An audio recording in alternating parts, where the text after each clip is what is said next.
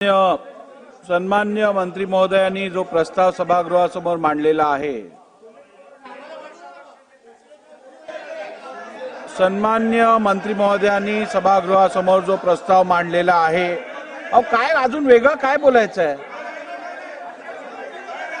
त्यांनी घेतलेल्या भूमिकेचा तुम्हाला विरोध करायचा आहे का?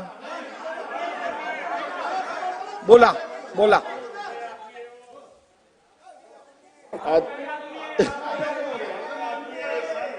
सन्माननीय अध्यक्ष महोदय, सन्माननीय दादांनी या ठिकाणी सभागृहामध्ये जो विषय मांडला त्याला सन्माननीय सदस्य सुधीर भाऊंनी या सभेमध्ये वाढ करावी अशा प्रकारची भूमिका मांडली. मला औरंगजेब त्याचं समर्थन कोणीही करू शकत नाही. तो नालायक होता, तो बदमाश होता. त्याची एकूण कारकीर्द जी पाहिली तर या देशातील महाराष्ट्रातील असा माणूस सापडणार नाही जो औरंगजेब हा नाव सुद्धा तुम्हाला दिसणार नाही.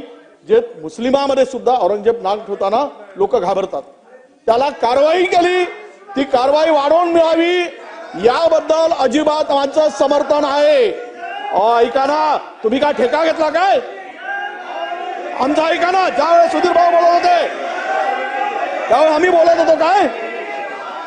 आता मला सांगा अध्यक्ष महोदय, अबू आजमीनी केलेलं वक्तव्य त्याच्या सजेत वाढ झालीच पाहिजे, परंतु छत्रपती शिवाजी महाराजांचा अवमान करणारे महाराष्ट्रात जो कोणी असेल त्याच्यावर कारवाई होणार की नाही? हे कारवाई होईल की नाही? यांनी अपमान केला की नाही? कोराटकरावर कारवाई होणार की नाही? सन्मान्य सदस्य होणार की नाही? सन्मान्य सदस्य खाली बसा.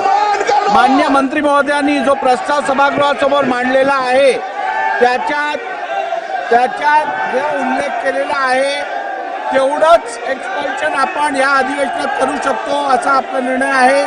मी आता सभागृहासमोर सदर प्रस्ताव मतास टाकतो. अनुकूल असतील त्यांनी होय म्हणावे, प्रतिकूल असतील त्यांनी नाही म्हणावे. होयचे बहुमत आहे, होयचे बहुमत आहे. ठराव एकमताने संमत झाला.